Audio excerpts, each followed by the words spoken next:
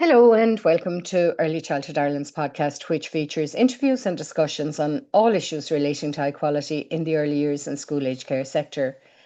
In our episodes, we've a range of speakers who are leaders in the areas that matter to Early Childhood Ireland members.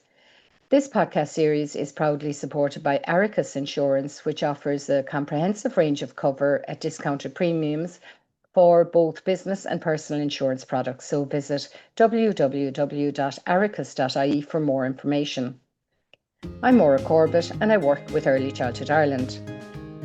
This episode represents a major milestone for Early Childhood Ireland's podcast as we mark our 100th episode. And to mark this special episode, we wanted a very special guest. We wanted someone whose work we in Early Childhood Ireland have long admired and promoted. And Wendy Lee from New Zealand, I think, certainly fits that bill. She has taken part in several really popular Early Childhood Ireland events, online training and so on in the past.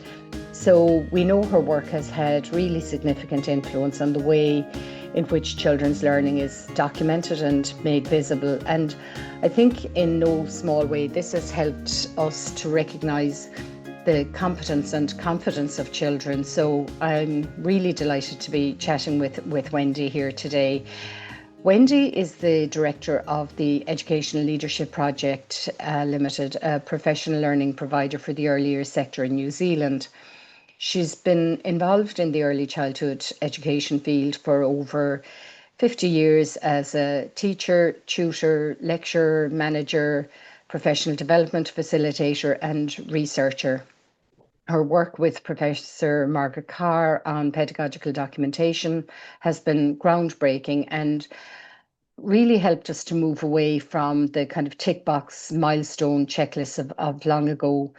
She has a deep interest in curriculum, advocacy, and leadership issues in early childhood education and is very enthusiastic about the power of documentation to strengthen the learner identity of children, as well as being passionate about the importance of the outdoors for all children.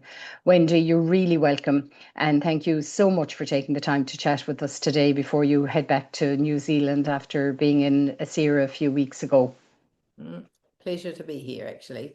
And actually a pleasure to be speaking from Denmark, because I think that Denmark can give us some very good leadership around public good education. And I feel so heartened that at this time when there are some pretty challenging things happening around the world, For sure. across many early childhood contexts, to be in a country that so values early childhood education. I think their privatization is under 20%, something between 14 and 18, 20%. And they have a government that clearly values children and values early childhood education. So it's really quite a delight to be It's very speaking fit, in this and we've place. mentioned the Danish system on this podcast a number of times in relation to policy and how they plan for early childhood education. And I'd like to talk about policy and pedagogy today, because I think it resonates very much, for a 100th episode with the work that we do in early childhood Ireland. And also I know your work in New Zealand is kind of balanced between supporting good policy, good effective policy that sees education as a right, as well as what's happening for children on the ground. So Wendy, thanks again. As I say, I'd like to talk about pedagogy maybe first. And I mentioned about seeing children as confident and competent, respecting knowledge, their cultures, supporting equity. And I know you've said before about the introduction of Te Whāriki, requiring new ways of assessing children's learning. And in many ways, our experience with Ashler in Ireland has been similar, that, when you look at children's learning through themes like well-being, identity and belonging, communicating and exploring and thinking, you can't document that any other way other than through kind of narrative assessment, stories and so on. And you can capture so much in that way. Can you talk to us a little bit about, the importance of, how we see children and how we can demonstrate and make that learning in its broadest sense visible, not just tick lists? Well, I think that we in this country, in Aotearoa, New Zealand, were extremely fortunate with the development of Te Whāriki, because I know at the time that we were considering curriculum, I was one of the teachers who was against it, because actually I thought we had a lot of autonomy, we were strongly play-based. As a young teacher in the 70s, you know, I would always be advocating that we're here to educate children for life, we're not a preparation for school event. And I think that the idea of a curriculum was disquieting, because we looked around the world and what did we see was a whole lot of mini school curriculums. And I thought, oh, this will be a disaster for a strong play-based program. And the government was very strategic, I have to say, by appointing Helen May and Margaret Carr to the role of writers. And they immediately brought in Tili and Tamati Reedy from the Kohanga Reo movement. And this group of four had such a profound impact in the development of Te Whāriki. And the other thing about Te Whāriki that is really important to note, that the consultation across every part of the early childhood sector was extraordinary. I mean, the full development was almost 5 years. And I think you'd be hard pushed to find another place in the world where curriculum development has taken that sort of format. And that was because all of that team were deeply interested in listening to teachers and listening to communities about what they wanted. And so whenever there was an issue or a concern, for instance, the notion of were we preschool or early childhood, the papers went out to discuss what were the differences between early childhood and preschool notions. And all of these ideas were feeding into the development of Te Whāriki. And then, of course, with having Tili and Tamati Reedy there from Kohanga Reo movement, it really cemented the foundation of our bicultural nation. So when Te Whāriki emerged, I can remember taking it to, I was working with a group of elderly who were probably my age now, actually, in a museum project. And I took the document to them and they said, oh my goodness, this is our new curriculum. It is amazing. And they opened it up, and the universality of it, they said, oh my goodness, this could be for us. And I think that was because it struck away from the school base, and it turned everything around to belonging, well-being, communication, contribution, exploration. And then it had these profoundly important principles that would be seen as appropriate anywhere else in the world. And so that beginning was incredibly important. And that was followed by we knew that we were doing some of those tick boxes and some all copying each other on all sorts of dire assessment practices. And most of that documentation was sort of in a file in the office and no one ever saw it. It never had anything to do with what we were doing with children. Yeah. It was a really interesting thing that we were busy doing this because it was obvious in expectation that you should do some assessment. But those two issues of assessment and planning were just completely disconnected. And it was so fortunate the government of the time said, oh, if we don't do something about assessment now, we will not get the benefit of curriculum. And so they put forward a contract to find out what might assessment look like now that we have this new curriculum, Te Whāriki. And fortunately, in lots of levels, Margaret Carr won that contract and began to explore in home-based childcare, kohanga reo, play centre, kindergartens, to think about what might it look like. And I was involved in that early research, and I think it was definitely groundbreaking.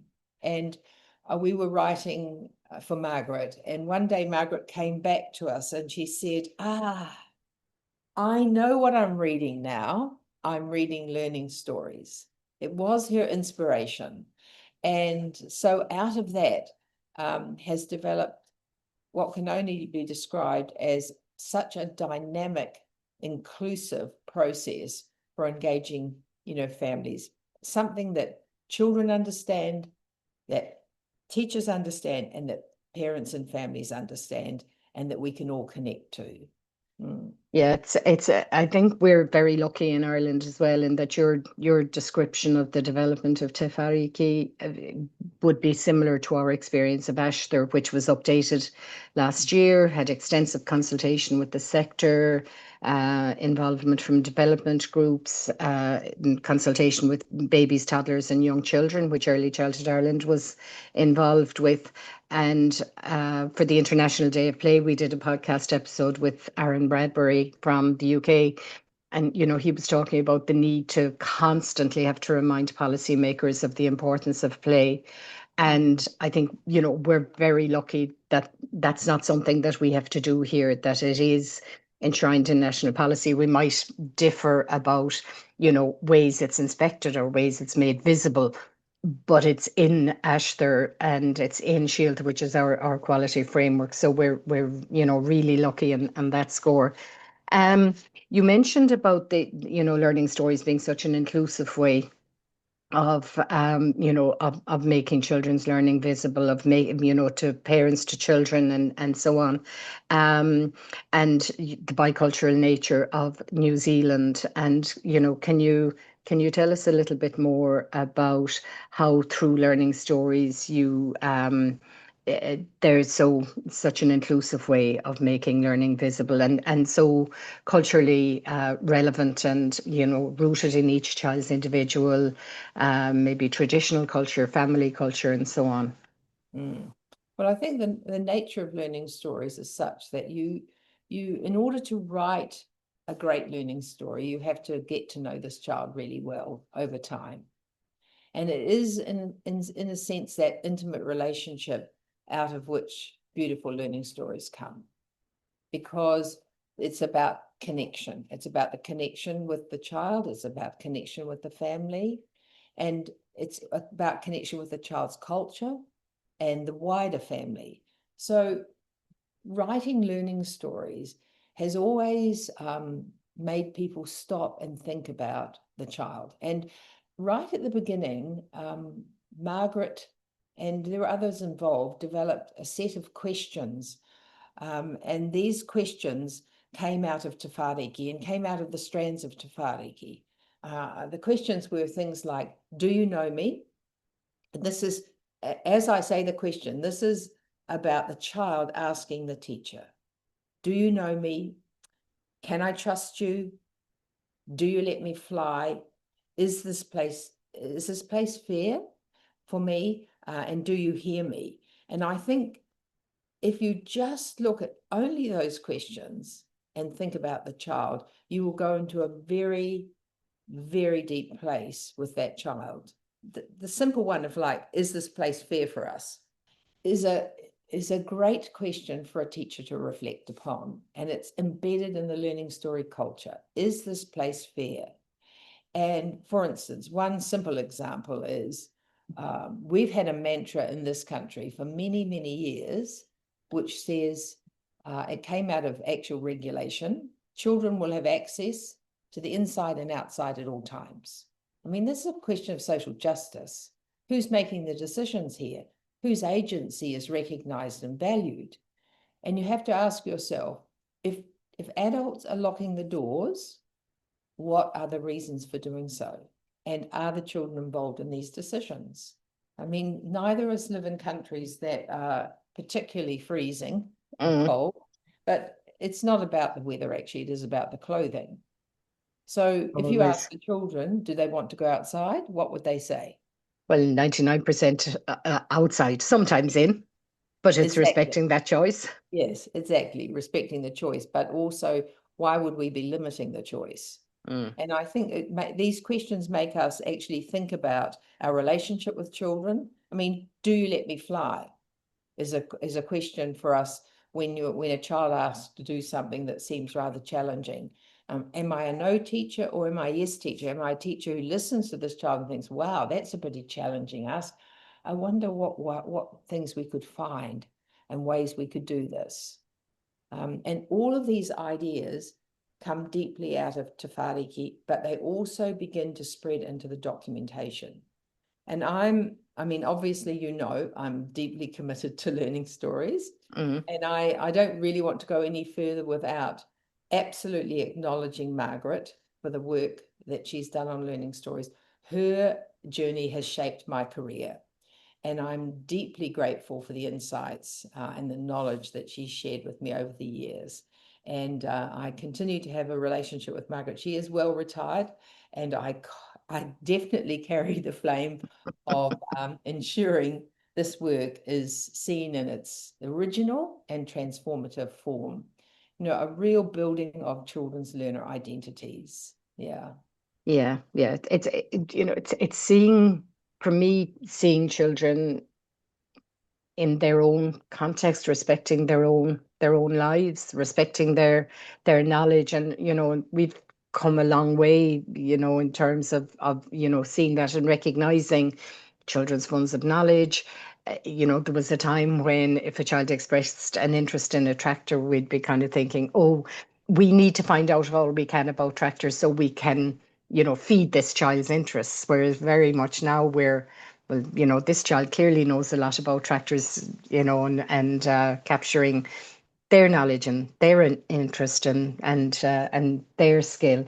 And and that bit about building relationships, and for us, Ash, there is all about relationships, and it's clear that everything begins with, and you started, when you were talking there, you started talking about relationships and how fundamental it is that you can't write a learning story without getting to know the child, their family, and that's the kind of jumping off point, really, isn't it, for everything that follows. Absolutely. And I think that in writing these stories aren't just moments in time. They're not there to be put in a folder and tucked away in a cupboard. They're there. It's about writing something that matters to this child. It's about building their child's identity, who they are. And sometimes it's about shifting identity.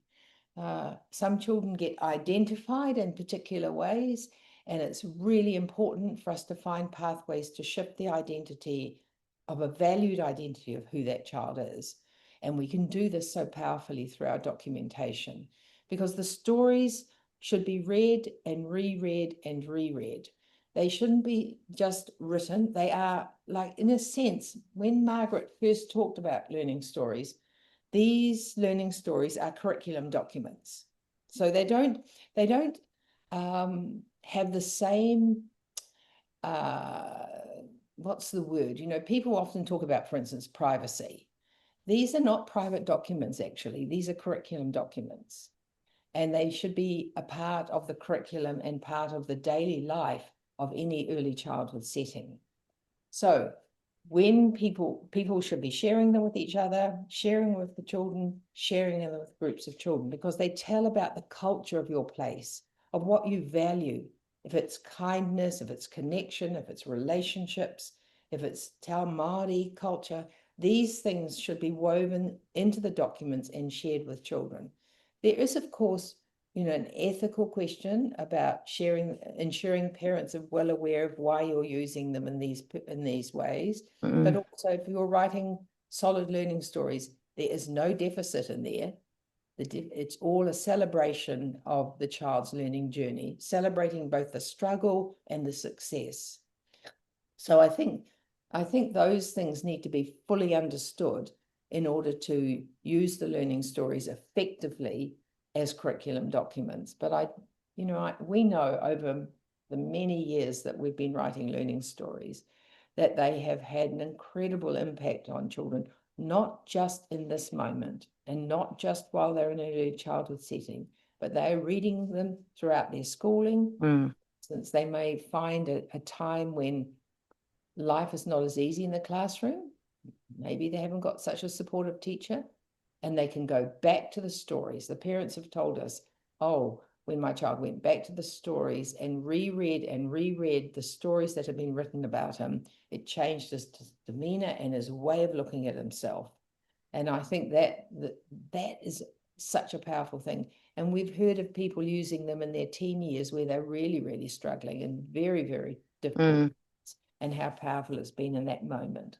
No, I was just going to say that remember you in Dublin, I think maybe the last time you spoke in Dublin about, I was going to say children, young adults bringing their learning journals to their 21st as their kind of record of their early years. And I thought that was, just so powerful that they were so valued for that length of time. Yes. And in that, the story I shared with you was a child, the father arrived at the kindergarten and said, we really want you to come to the 21st. And it was a very large Pacifica 21st, 500 people there.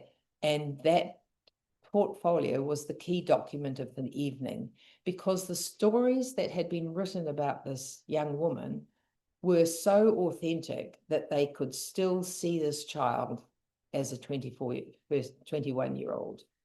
And that is the nature of great stories, that you are capturing in such a magical way, actually, the qualities of this child in this moment.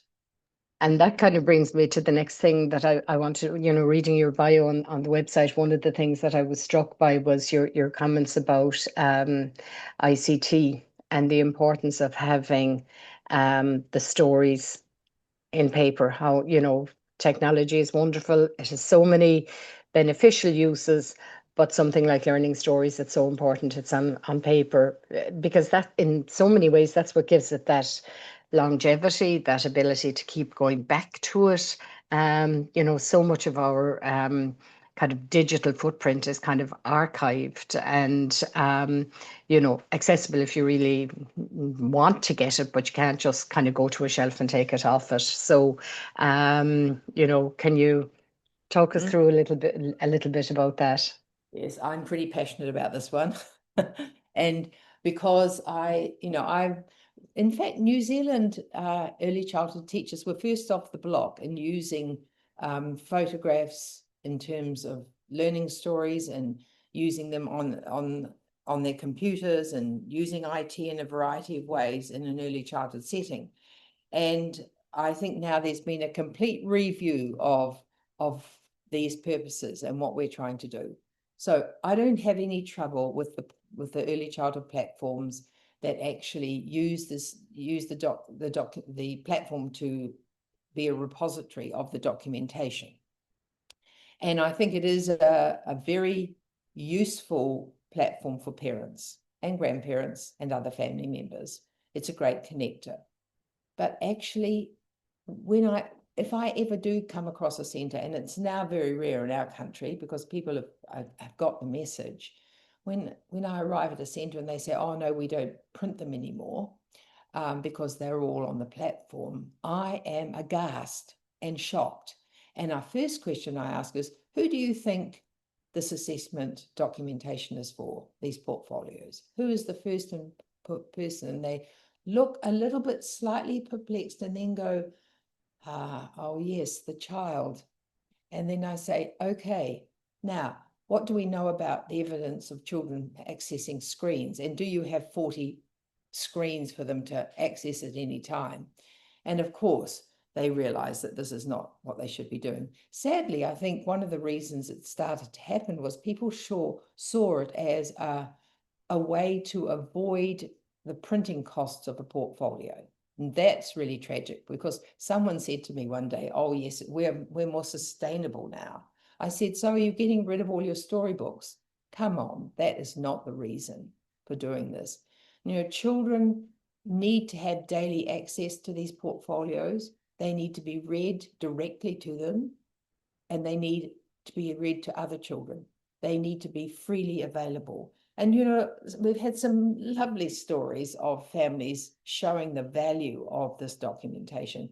One, which was absolutely delightful, we were doing a research project in this setting, and the teacher said, "Oh, I'm so sorry. The parents take the portfolios home, but this one has not come back. And I've asked the mother several times and still it hasn't come back." And I said, "Don't worry, I'll ask her and let's have a talk about it." Well, it turned out that the reason the portfolio had not come back was that this child had the portfolio tucked under his pillow. Mhm. It was the repository place for it at all times, and every night he wanted each and every story in that portfolio read to him. Now, I said to the teacher, "Wow, that is so amazing and so wonderful. What a literacy artifact for that child, this early Mm. reading experience, but also about building his identity." And the teachers immediately said, "Oh my goodness, we will make a second portfolio for this child, and each time we will print 2 copies, one for his one under his pillow and one for his one at the center." So Yeah. I think I mean, there have been some other amazing stories around portfolios, but there's absolutely no question about it in my mind. What is the point of all this work? Teachers invest in educators incredible amount of energy in writing these wonderful stories, and then not to be able to share them, Mm. to have them hidden on a system that is really only accessible to the parents, and sometimes only via a phone, so you Yeah. don't even get the full impact. And one other thing that I really encourage people who are using a platform, the platforms do not create interesting aesthetic formats for children, like an interesting title, different sized photographs to make it very accessible to the child. They have this very I call it rather boring format Mm. of there's no changes in the type of formats at all, or if it is, it's very limited. So I advise teachers, you can the easiest thing to do is actually to do it on your favorite platform, whether it's Canva or PowerPoint or Comic Life. And then and you get used to those platforms and use them over and over again, you get more adept, you get more creative, you make more interesting pieces of documentation. And when you've finished your piece of documentation, you can either save it as a JPEG, or you can save it as a PDF and upload it to the platform, so that you're keeping the richness of your story and also, in particular, the aesthetic nature of what you're trying to do. Because you want the children to recognize each of these stories as different. And some of the platforms, it's very hard for children to recognize one story from the other. But if you're making sure they're different as you create them, that's a great advantage in terms of early literacy for children. Mm-hmm. I think also children's involvement in kind of co-creating their stories. Was in a setting one time and we were doing some videos, and we for practical purposes to limit background noise, we went into there were 6 children, 1 or 2 adults with some photos, and they were picking their own photos to put into their learning journals. So, oh my goodness, the richness of the conversation as children looked through the photos and the stories that emerged, even as they looked at these 10 or 12 photos that had been printed.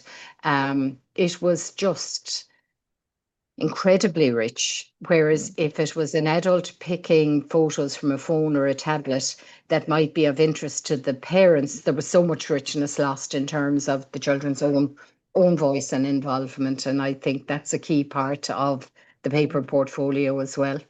And I think that idea of like getting children, like documenting their words, when you do something like that, you document what the children say and put it inside the document, because that's going to show fabulous progress when you do that in 6 months' time. And you give the child an opportunity to do that again. And I can remember we did that in a setting, and the first time maybe the children said 1 or 2 sentences, and actually 6 months later, some of them was a whole page of articulating. And it is one of the big challenges of our documentation when we get away from tick boxes and making judgments on children, to show and make visible progress. And it's an important part of what we're trying to do with learning stories. So, I suppose you mentioned making judgments on children, and I suppose that brings us to the policy aspect of what I was hoping we could talk about, and that whole idea of, seeing early education as a right of children, and policy needing to see that, respect that, funding to follow that. Supporting families' rights, supporting children's rights. And, New Zealand in many ways has kind of led the field in lots of ways. And I gather from some of what I've seen on social media lately, there's a shift in New Zealand. Can you talk us through some of, what's happening in New Zealand, and how how the early education sector is kind of countering what's happening? It's a very challenging time for us actually in New Zealand, because if we look back at our past, we've made some very important decisions along the way that have made huge progress for early childhood education in our country. In 1986, childcare moved into education. So everyone, kindergarten, childcare, all of the early childhood was sitting under education. That was a very important time, recognizing early childhood as early childhood education. And then, of course, we had the integration of our training. So the primary training and kindergarten training, early childhood training, all became a 3-year integrated teacher education program. Then we had the next development, which was, of course, the development of Te Whāriki. And then in 2002, we had a strategic plan, which was a wonderful participatory document, which happened in relationship to all the stakeholders in early childhood. And it really talked about the importance of policy development, starting with, of course, the increasing need for more trained teachers. And I think this is one of the most important policy issues that sits inside our development, our success, because all the research tells us that trained teachers are the critical part of ensuring quality in early childhood. And we are now facing a government which says, oh, we should look at what Australia's doing, because, there's a lot of people that are very enthusiastic. Who's enthusiastic about this? Is it parents, children, teachers? No. Business. It is private business. And I think that this is one of the biggest lessons that we all have to fight. And clearly we're having to fight it big time now in New Zealand, because we had virtually got ourselves, we had parity for kindergarten teachers was arrived at in 2002. And that was after 30 years of working hard to get that. And we had almost got parity for the entire sector. And we were very excited about it. And lots of really good things were happening. And then we have a change of government, and they believe that businesses should be able to decide whether they pay people and what they pay people. And I think this is the most damaging thing that's happening in New Zealand at the moment. The absolute onslaught of deregulation, and also the challenging of our teacher qualification. And I implore any country to be mindful of this, and to be very thoughtful about ensuring governments understand that quality depends on qualified teachers. And so protecting that issue, plus good teacher education, is the most important thing we can do.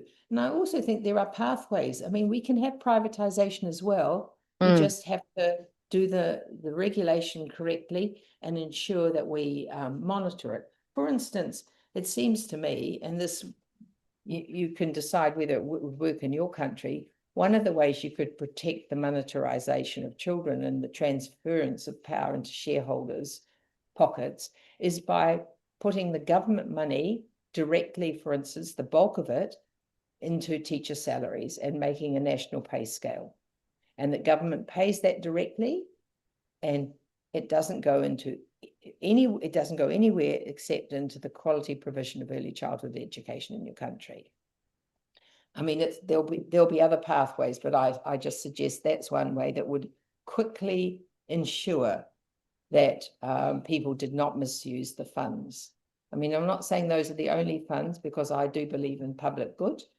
It's very much one of the key policy ask of Early Childhood Ireland in for our upcoming budget is it's called Name the Date, which is to name the date by which early childhood educators will be brought into a public pay system in line with other graduates, because currently the situation is that you have, two people leave same university, one with an early years degree, one with a primary education degree, and their pathways in terms of salary, pay, conditions, the whole lot is entirely different, because one is early childhood. So we've a huge drain here in terms of graduates.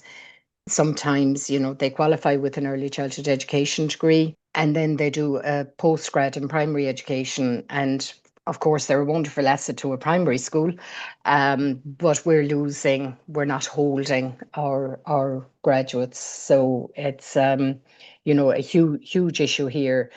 We have an employment regulation order, which is slowly increasing the basic rate of pay for early childhood educators, but it's still way behind where primary education is.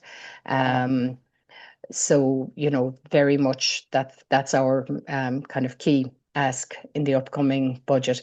Like Frances Byrne, our director, said in an episode, it's not to say it has to happen this year, but at least if we know the date where there will be some kind of parity between early years graduates and early years graduates, it would be a start. It's all of these policies need to take a stepped approach, and that's what the strategic plan did in New Zealand. I mean, it was a fantastic document, and it gave government an overview of all the issues that need to be confronted around what's important about increasing participation in early childhood across it, improving the quality of early childhood, and promoting the collaborative relationship. So it had these big ideas, and then it set out a clear plan. And part of that plan was the increasing numbers of trained teachers within the sector. And I think that getting commitment from government about the role of early childhood education, public good. We have all the research on our side. The research is clear that Totally. invest the money early and you save millions later. And actually, one has to ask oneself, constantly asking ourselves, really, is it about, because we're predominantly women and young children, that governments are failing to move as quickly as they could to secure the lives of young children? And, I think that to get a commitment from government around trained teachers and paying them appropriately, the same as any other teacher, I think is a really, really fundamental issue that we're all confronted with. Huge. And there's sometimes nearly this, because children are very young, their rights are different to the rights of older children or adults. And it just seems incredible that we're still fighting that battle, that, education isn't seen as a right. It's so ironic, because so many of our governments say we're evidence-based. They've got this mantra, we're evidence-based. And then you say, well, here's the evidence that early childhood education makes a significant difference, and particularly for children for whom life is not so easy out in the community. For sure. This is like, the research is so clear, and yet we're still having trouble getting that fundamental idea through to governments. Not all governments, I have to say, as Denmark, as I sit here, There are governments that have been very thoughtful about the importance and valuing childhood and valuing early childhood education. Yeah. But it's kind of scary that, that it can slip because, as I said, New Zealand was on such a shining light. And it's just so sad that that can be eroded. And, and the evidence of the years for which that was the case in New Zealand, that the evidence for that seems to be ignored. And it's very scary in our time that a government can allow a group within government that has 8% of the vote to drive their agenda, which had no mandate from the country, and to start making these changes. So you can imagine there are a lot of early childhood people in our country. We don't go down lightly. We are fighting the battle, and we will continue to fight the battle over the next year to try and ensure that the worst of this does not eventuate. And, sometimes I say to myself, oh, well, governments come and go, we're still here. But this really matters. And we really have to hold ourselves over this next year and make sure and make visible the views of early childhood to the nation, but in particular to the politicians. So before we end, we'll hopefully end on a brighter note. As I said, I was reading your bio on the ELP website, and I was struck by one line, among other lines, but this one I just thought was a nice point to end. Wendy believes it's also becoming increasingly important that we make visible the joy, wonder, and magic we experience as teachers to children and their families. So before we wrap up, can you tell us a bit more about your thoughts on joy? Because really, Malaguzzi says nothing without joy. So we'll end on a joyous note. Yes, I'm absolutely with Malaguzzi on this one. And actually, recently we had a teacher with a conference with a couple of hundred teachers, and we made joy the focus, and it was a fabulous day. And I think that one of the things that there are a lot of people out there trying to suck the joy out of our lives as teachers. And one of the things that is happening around the world is I call them the accountability kings and queens, who sit in offices and maybe in accountability areas or maybe in management, and they turn the documentation of teachers' work into this sort of dire, paper-rich documentation that no one's ever going to read and actually means very little. So I always like to say to teachers, don't let them suck the joy out of your work. And you are making the joy visible through your documentation and all the wonderful things you do. And actually, in making that joy visible through your documentation, you take it into the lives of those whānau, the families, and also the lives of those children and all of who are around them as you document the really wonderful things that happen. And I think that we mustn't forget that each day we have the opportunity to be deeply interested and curious about children's lives and to enjoy these very powerful relationships we have to make the difference. And so, one of the things I always say to teachers, like, remember that documentation that you're writing about, the fabulous things that you do every day, is the trace of your life, of your professional life. And it's such a privilege to enter families and children's lives in this way, because this documentation is going to be around for generations. Much of the work that you're doing, when you do it with both your heart and your mind, will be read by these children when they're grandparents to their grandchildren. So there are lots of fabulous things happening every day in an early childhood setting. There are beautiful things happening when teachers are deeply connected and listening deeply to children. So, we've got these other challenges.